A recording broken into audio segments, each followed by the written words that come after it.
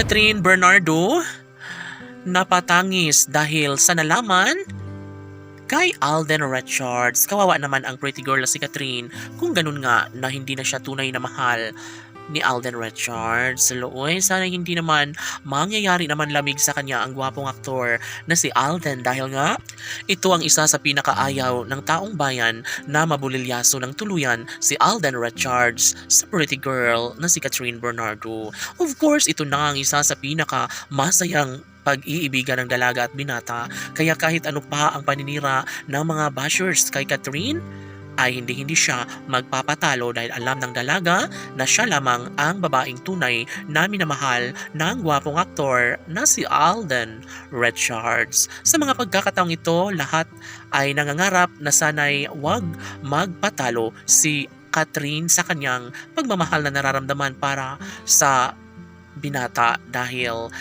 kapag umaayaw ay hindi magwawagi iwika ng kanilang mga taga-subaybay. Of course, alam naman nila na malaki ang posibilidad na mangyayari na maisakatuparan bandang huli ang isa sa pinakapangarap ng lahat. Yun ay ang magiging official na kabiyak ni Alden Richards, ang pretty girl na si Catherine Bernardo, ang kaisa-isang pangarap na talagang nagbigay kasiyahan, kaligayahan sa puso't isipan ni Alden at Catherine. Ang mga tagahanga ng Cat Den Love Team ang siyang nagbibigay saya at kaligayahan sa lahat.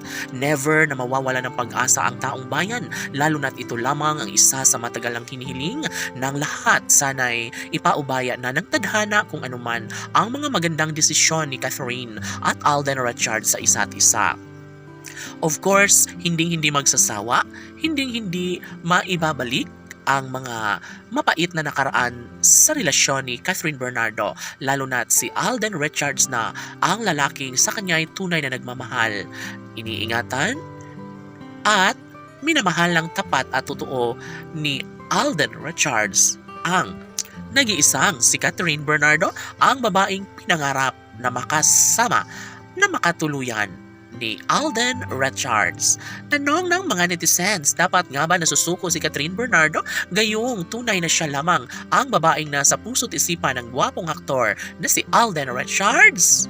Napapatangis si Catherine Bernardo dahil buong akala niya na wala na sa kanyang tabi, na hindi na siya mahal ng gwapong aktor na si Alden Richards. Of course, sa mga pagkakataong ito, naniniwala ang lahat na kakayanin na mapagtagumpayan din bandang huli ni Alden Richards ang pagmamahal ng pretty girl na si Catherine, at naniniwala si Catherine na siya lamang ang babaeng papakasalan ni Alden Richards. Laban!